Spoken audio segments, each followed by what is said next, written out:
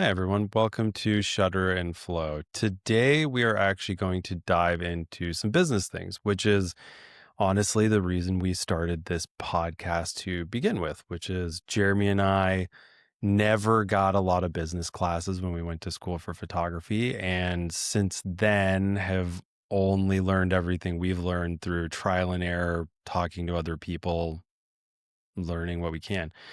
So today we're going to talk through a little bit of branding and portfolio, and then we'll probably have a part two of this, which will dive in a little bit more into some marketing stuff. The landscape is constantly changing and evolving, especially with marketing. But branding and portfolio is something that's kind of been around forever for photographers and any creative. So this kind of applies not just to photography, but anybody who's doing any kind of creative service might get some value out of this. I've been helping Jeremy and another photographer just in the last month or two doing some of this the same stuff that we're going to talk about today. And I think we'll just kind of start off with branding. Um, as it relates to a photographer or anybody who's a creative, when you hear the word branding, you think of an actual brand, right? You think of like Coca-Cola or Delta or something like that, right? Like you're thinking about how a company's branding themselves. But as a photographer, I think what a lot of people kind of miss the mark on is personal branding. It's not your logo, it's kind of a combination of all of your social media profiles, your website, anywhere anyone sees your work, how you talk about what your work is, how you talk about what you're doing, and then does the work actually reflect how you're talking about those things, which kind of leads into the portfolio thing. Um, you've kind of been reworking some of this stuff lately. How do you you've seen a lot of photographers' websites and you've seen a lot of photographers' social media pages. What do you kind of see people are doing right and wrong right off the bat with some of the branding stuff?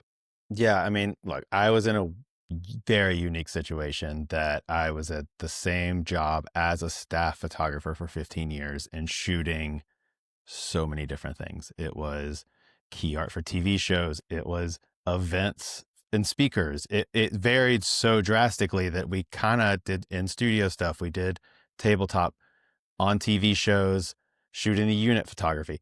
So with that, and this is something that I've had to deal with and that I see a lot of other people that I notice right away is trying to do everything and put everything on your social and on your website and saying, oh, well, of course I do drones and I do on set and I do parties and I do headshots. It's like trying to put it all out there at the same time in knowing that there's stuff that I shot that I love that doesn't need to be put on my website because it may be an image that I care about and love and enjoy, but it's not what I want to do. I have another good friend of ours that used to work at Cartoon Network for years and he was laid off, and him and I just had these same conversations because he's multifaceted. He does all the, not just photo, but like graphics and all these other things that I could never do. And we've been having lunch talking about, okay, but what do you want to do? And that's the biggest thing that I need to be better at and everyone should work on is putting the things out in the world that you want to do. The other stuff can come and maybe we've talked about this, like having a secret, not secret, but a non-public hidden section on your website that has those other examples of those other things that someone may call you for. But also, if you have good enough stuff on there and someone calls you for that, they're going to trust that you can do the whatever that they're calling as well. Yeah, hidden pages are great because if there's a client that you're maybe going after and the work on your current website that's showing your portfolio doesn't really mimic exactly what that client's looking for, but you have a hidden portfolio that does, you can send that specifically to that one client, right? Or to try to get a job for something that you're not typically known for. Just to back up a bit. So the way I look at branding as far as a photographer or anybody who's creative is you kind of have to peel back a little bit as to what it is that you do and why you do it and who you're doing it for. It's those things. And if your social media profiles and your website copy and the images you show of the work that you do doesn't immediately reflect that, if it's not all cohesive, then that's what starts to get really muddied, right? So, as an example, right, we'll use an example. You are an entertainment and commercial photographer. Those are two specifically different things. You could be an entertainment photographer, you could be a commercial photographer, but those are the things that you kind of have a background in. However, the work itself that you show is cohesive in the sense of the style, right? So when somebody looks at one of those images, whether it's a commercial shoot or whether it's a entertainment shoot, it can have the same style. And so then it's choosing if maybe you do a job or something really well and you're like, yeah, I love this image, like you said before, but it doesn't align with that sort of style you're trying to represent. It can be better to not show that work, even if you were hired to do it, unless it's what you want to be getting, right? So you kind of have to look at branding as, who am I? What do I do? What do I bring to the table? How is that different than everyone else? And then who are the clients? Who do you want to hire you for the work that you do? And so when people do a reset, this is a process they can really go through. It's a little bit more difficult if you're not trying to do a reset, because then what you have is, okay, these are all the things I do. This is everything I bring to the table.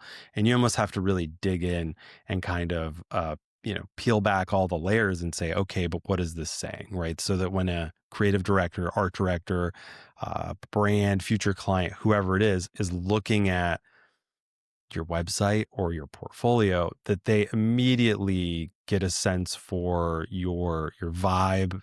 I hate that word, but like, they get a sense for what your style is and how you do that style. And this is aside from actually like how good you are at working on set or how good you are technically or all of those things. You're putting that kind of in a box for a minute and you're saying, what do I have to say that's different than what everyone else is saying? And is everything that somebody is seeing a representation of that? Yeah. And I think it's also like the attitude or the things you're sharing on your, and in your, say Instagram, just say that the things you're sharing in your stories. If you want to be a fun, energetic, whatever, that may be the things that you should be sharing because that's your personality and that's your character or whatever it may be. If like I know this one lifestyle photographer who lives here actually in the neighborhood, and she does a lot of kids lifestyle Carters and things like that. And when you look at her Instagram, she does such a good job of putting energetic. They're on set. They intentionally do videos like on set of everyone, the whole crew, like joking around, laughing. It's showing that's what you're going to get when you hire her. Yeah. And I think it can be more than just, oh, I take these photos. It is about you as a person because you are your brand. I do feel that some people worry that if they don't put everything they've ever shot out on social or on their website, that people are like, oh, well, they can't do that. And I've learned just recently, I've had two different shoots where I was working with a client, agency people, and we were on set shooting one thing. It came up about something. They're like, oh, can you do this? I'm like, oh, yeah. And then I had that stuff to show on either my phone or whatever. And we just chatted about it. I was like, oh, I used to do that all the time. That then turned into other jobs. So I think that's a bigger part of it also, is once you make these connections with the people, like just having the right conversations and talking about those other things, not like trying to, but like came up very naturally, and putting all that stuff out there, but really just keeping it concise to what you want to do is how I look at it.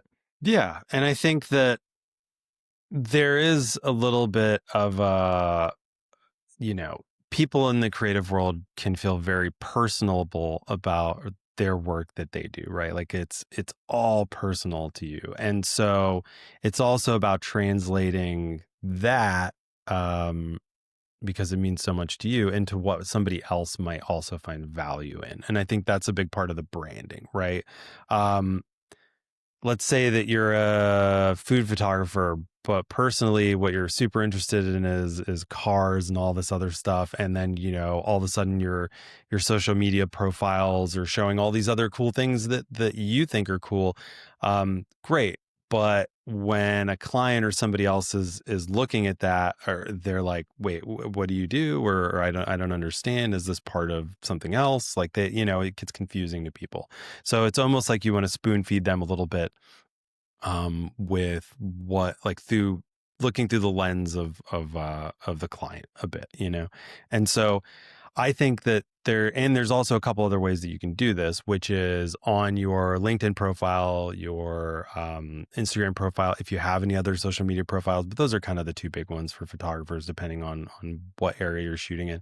Um, those things need to look consistent, right? Even the profile photos that you're using of yourself, or the border or whatever headline photos that you use in Instagram, the copy that you have on anything, all that stuff needs to be consistent with the images that you're actually showing. And so, about the personal thing, I like the analogy a bit of, if your house was on fire and you have 5 minutes to grab one personal possession of yours that means the world to you, what would you grab, right? I mean, it's a tough decision of which child I'm going to get, but Yeah, well, we'll no figure that out child, later. right? So let's Oh, think okay. of an object, right? Yeah, right.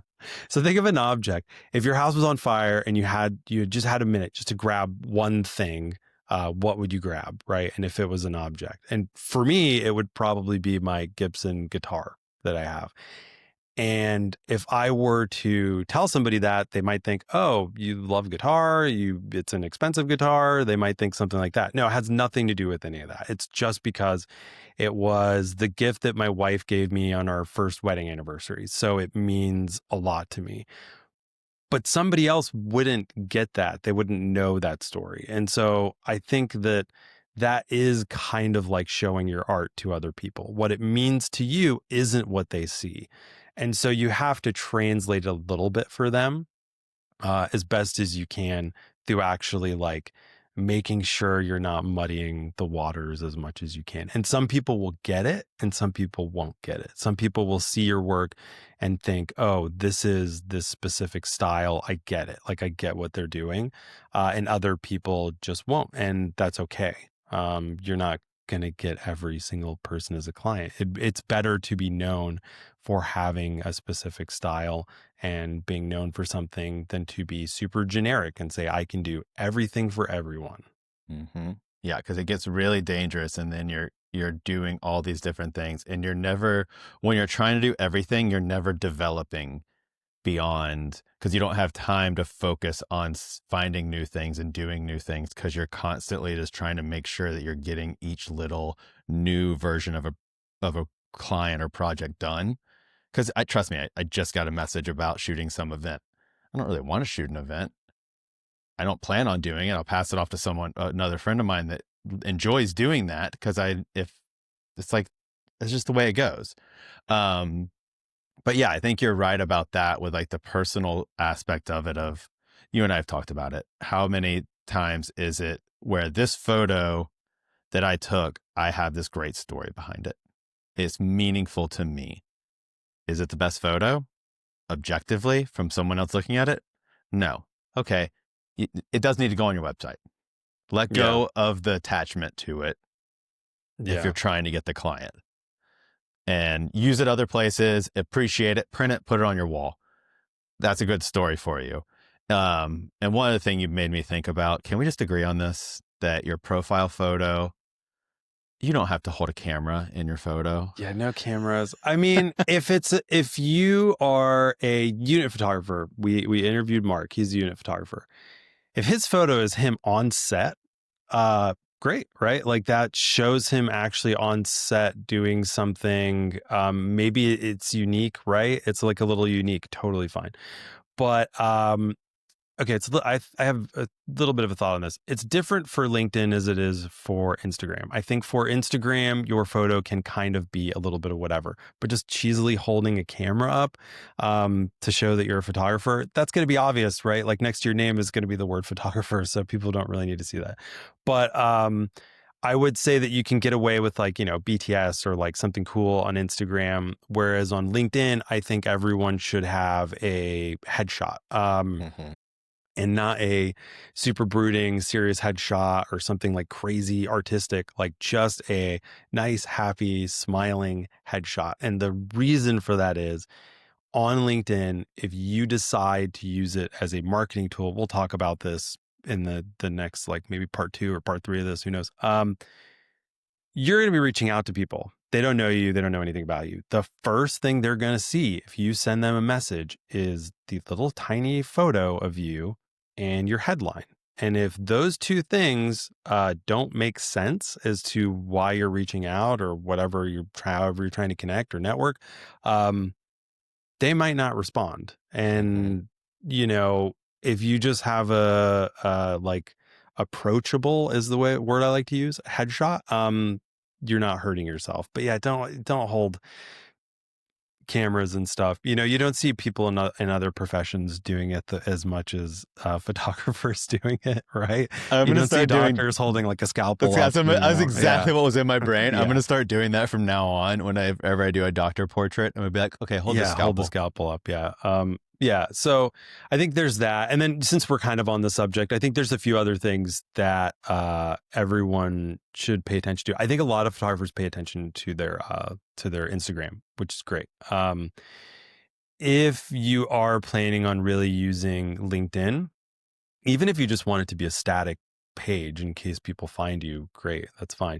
Um, I think social proof goes a really long way. And one of the easiest ways to convince people that you're actually active on the platform is to have a fully built out profile. So actually have a photo, a headline, a description. You don't have to add in work history. You're not using it to try to get a full-time job. But what you can do is use that to sort of talk about what you do. And then on top of that, make sure that you have 500 plus connections. As soon as you get over that 500 connections, it just says 500 plus. But if somebody has, 23 or 100 connections and they're sending out messages to people and they don't even have a photo of themselves up, that's not gonna help. So just do the little tiny things that kind of help. And the same thing with Instagram, right? If you have your profile built out, obviously the more followers you have, it looks better, right? So if you don't have a lot of followers, the easiest way to get more followers is go and follow other photographers, people in the industry. Just don't do it like go out and try to follow 1,000 people in a day, but over time you can build up and slowly just build a following by following others and being on the platform. That also helps all the algorithms. All of these social media companies love it when people are active on their platforms. So if you're on there once a day for 5 minutes, just following other people and liking their stuff, when you post something, it will get promoted more often because you'll show up as a more active user. So just a little food for thought if anyone's planning on doing any of this stuff. And we'll talk about this more later with marketing. I think let's jump back to portfolios for a little bit, and then we'll talk about that and wrap it up. So I've looked at, I don't know, let's call it around 100 to 200 photographers' websites and their portfolios in the last year. And I noticed some pretty big trends. And I've also noticed some just like wildly different, crazy things that I've seen. Some good, some bad. But what I really appreciate if I go to somebody's website is that right off the bat, you're seeing their work, right? That's the first and foremost. You would be surprised that some people have a ton of copy up front, and that's great for some types of businesses. It's not great for a visual medium, which is photography. However, that being said, if you go to somebody's website and it's just a page of photos after photos after photos with no rhyme or reason into how it's bucketed or rhyme or reason as to what's there, uh, that also doesn't help. So, what are your kind of thoughts on how people should structure their portfolio on their site, roughly how many images. I have my own thoughts on this, but how do you feel about it? Yeah, I definitely think that you should open your site with strong right away, pull you in images. Um, I go back and forth on this of should your homepage lead to new work? And I think ideally it would be something where you can either different images going every couple seconds sliding through, or you can see a few at once and click on it, or is it your best work? And I don't think there's a right answer to that. I think it is whatever you want to be putting out there. And I think it should be really limited. I don't think you should overdo it. I see people that I go on there and you can tell that it's like, God, I've been on somewhere. It's like this obviously 5 images from the same exact shoot of the same person, and it's overkill. Like, it's tough to narrow down our own work, but I think if, like you and I have been working on it, it's like splitting mine up into a commercial section and an entertainment section is our split. That's the main thing. So do you open it with some new work in one of those and then a section that splits off into that? Or do you just open with a few of the best images that click up right away in both? And then you can separate out, do you want to see commercial entertainment? But I think I always see a website as your best work. It should be your absolute top stuff. If someone wants to see more, have that ready somewhere else, but they'll ask for it if they need to see more images on certain things. But Yeah. what number do you think? So too little is not great, right? If you go to somebody's website and you see 15 images of a portfolio, that's not great. I will say that there is kind of a point where it is too much as well, right? So if you're on a page and you have to scroll and scroll and scroll, that also becomes too much. So it's kind of as far as the new work goes versus the best work, I think that's going to be specific to the photographer, the artist, whoever, right? Because your best work might have been done a year ago, and potentially the jobs or clients or whatever you're getting in the last year or two maybe aren't as good or as strong as that work. And so by putting up newer work, you might be dropping actually some of your strongest or best or most recognizable, let's say it that way, images um, to the bottom. And what you really want, if somebody has never seen your work before, you want immediately for them to see your work, and in that first little block of images they see, to just get your style, right? And so if that's newer work and it fits that, that's like hitting a home run, because then you're able to also use that new work for promotional purposes. You can kind of think of it like a tiny little ad campaign where you can shoot something new. It's updated on the website. You talk about that. You show the work. You show that it was just used for a client. Like, all that's great. But those things aren't going to come around that often, because if you think about, if somebody has a 10-year or 15-year career shooting, even 5 years, the amount of stuff that you've shot, it's not that everything you're going to shoot every month is going to be portfolio worthy. No. Maybe a few times a year, and the longer you've been shooting, the less likely that you're going to shoot a new project that's portfolio worthy and matches your style and matches everything.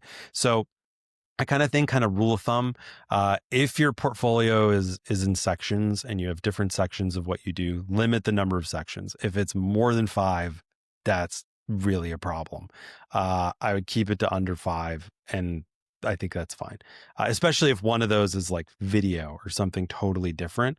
But even think of like an entertainment photographer, right? They could have 2 or 3 sections that's just entertainment photography, right? And that's fine. And in those sections, you want to think that it's got to be less than 60 images typically. Otherwise, nobody will ever scroll to the bottom. I think even less than that. I think less than that. Yeah, I think you're in the like 20 to 40 range. I think around a strong 40 to 50 is great, right? You kind of aim for 40. If you get a couple more than that, or it gives you a little opportunity to say, okay, the next time I shoot something great, I can just add it without removing anything, I think that's great. So if you're kind of doing a full over portfolio edit, you could say, what are my best 40 images that match my style, all that stuff from this section. You take those 40 and then you slowly cull the best ones up towards the top. And then as you add new images, you can just kind of add them in. And if it just starts to get too long, those ones that kind of just go to the bottom, you just get rid of them. If you already feel like those images at the bottom are just don't even belong with anything in there, just take them out. It's better to have 30, 35 super strong images in a section than it is to have, 50 or 60 where maybe 10 or 15 are amazing and then the rest of them just don't, like, they suck or they're repetitive, right? That's a big problem too, is it doesn't matter what you shoot. The work can look super repetitive if you're using a lot of images from the same shoots, if you're using a lot of images that are the exact same angle, same color palette, all these things you have to take into consideration. That is why it's really helpful to have somebody else look and help you edit your work. Also because of the personal thing, right? Somebody that's just one step removed, even if it's a significant other or somebody who has nothing to do with photography and no experience in it, that is better than having no additional eyes on your work. Ideally, somebody who's done it before, knows what they're doing. Creative directors are great, right? Although they are going to kind of look at it through the lens of what they're looking for a little bit more. But that's okay. At least you get some feedback, and doing portfolio reviews is always a great way to do it. But if somebody's helped other people edit a bunch of portfolios before, that's somebody who can really very quickly help you with that kind of thing. But yeah, I think those sections, tighten them up and don't have too many. Go look at some other people's work. Go look at anybody that's like the top of your industry. Don't assume that just because they're at the top of your industry, they have the best website or anything like that. But if you look at maybe 10 of those, you'll see some trends in terms of like what their sections are, how many images they have in those sections. But don't copy, right? Because that's how you start to get really generic work. Good example, and it's in the food industry. I would say a few years back, you would look at most food photographers and their websites looked pretty unique, right? Like one person had a certain type of shot, another person had a different type of shot. And now there has been kind of this like strange trend where I could pull up 15 or 20 or 30 different food photographers and you wouldn't be able to tell whose work is who at all. And some of that is industry trend because they're following what clients are asking for. And so that's kind of unique in that like niche. But at the same time, if you do want to at least differentiate yourself a little bit, like look at a bunch of people's work that's in your niche, but don't just copy, because then you're like, oh, I have the exact same sections as everyone else. I have the exact same looking work as everyone else. Then it's just kind of like, well, what's the difference? What makes you different? Yeah, and I think it's a good opportunity too if you have stuff that is different, or you have some other thing that you shoot that doesn't fit into that world that you're talking about.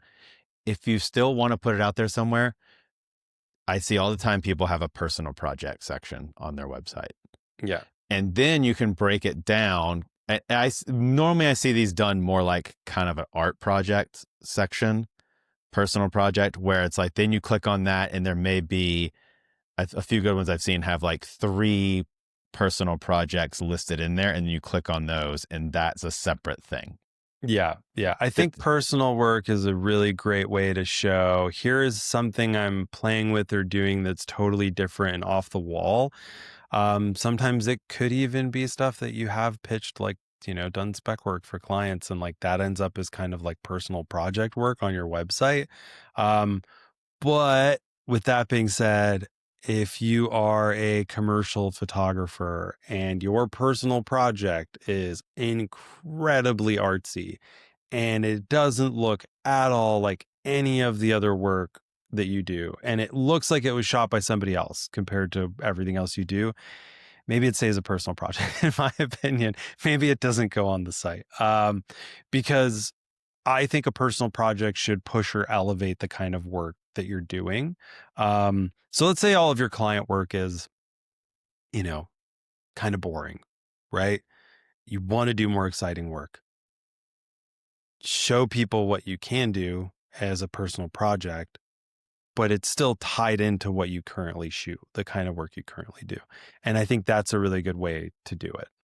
Yeah. I mean, it's like I think about I tend to take photos on our vacations. And I try to take nice photos on vacations, not just like family snaps and like do some interesting stuff. That doesn't fit in my normal work, but there could be enough stuff in there because I've traveled a good amount. And like I'm going to New Zealand in a couple weeks with the family. It's like I'm already thinking about stuff I want to shoot while I'm there. Does it fit? Maybe. Does it not? Whatever. It's at least I'm still like trying something new, but I might make a personal section or whatever on that just to put it out there just because it's like sometimes it's some cool stuff, but it still fits in the look that I'm going for with everything. I always try to process it that way so it all goes together. Well, I'm going to request that you use the 120 pano shot I took of you on the top of Mount Whitney hitting a golf ball. We don't want to talk about that. We may get sued. Yeah. It was It was a fake wooden ball. golf I ball. have the ball. I can prove yeah, it. I'm not going to yeah. get in trouble. I cut myself. It's okay. Yeah. But like, for instance, I've gotten into the drone stuff. I've gotten work doing the drone stuff. That came unintentionally, but that came about because I was doing it for fun, posting a few things just for fun. And then all of a sudden it's become work. Am I going to fly my drone all around New Zealand while I'm there? 100% I'm going to do that. Yeah, Like, for sure. like Anna even built in time in our drives, knowing that there's going to be like, oh wait, we got to stop here and shoot the new drones, Yeah. some drone stuff. So it's about finding stuff like that you can put in your portfolio that shows something different, but that's not necessarily what you're trying to do. I think it's good to stay creative and stay playful and constantly shoot new things or be working on something creative all the time. I think that's super important for anybody that's creative. You kind of can't turn it off anyway, right? Like you can't. But it doesn't always mean you have to show that stuff. But maybe by shooting something, it gives you the idea for something else that you can show. Or maybe you try something and it doesn't work out. You try it again a year later and it does work out. But I think that's part of it. And as far as the portfolio goes, just don't show everything. And, I don't think most people's problem isn't going to be like, oh, I don't have enough to show, unless they're fresh out of school and they're just showing student work or something. But like, yeah, just don't show everyone everything you shoot. They don't want to see it. Like you might want to show it. They don't want to see it, So I think we can wrap it up here for today. We'll do a part 2 of this and we'll kind of go from here, assuming that, somebody has good branding, somebody really knows who they are and what they shoot. Their portfolio is great. Then we can talk a little bit about next week. We'll talk about maybe your actual social media profiles a little bit more, and then kind of how that leads to sort of like networking and some marketing. And we'll kind of wrap it up there. Wait, 2 last things I want to say about branding. You don't need a logo. Can we just agree that photographers don't need another logo that is the blades of a leaf shutter, like the circle with like how many of those have I seen? Yeah. We don't need that logo anymore. Let's just kind of get rid of, you're a photographer, use your name, if you have a business name, use that. You don't need an actual logo of a camera. Let your work do the work for you. If you have to have a logo, you just cannot stop yourself. Think of the logo as the font that your name is written in. That's it. Yep. It's a word mark. Don't use Helvetica. It's fine. Comic Sans all the way.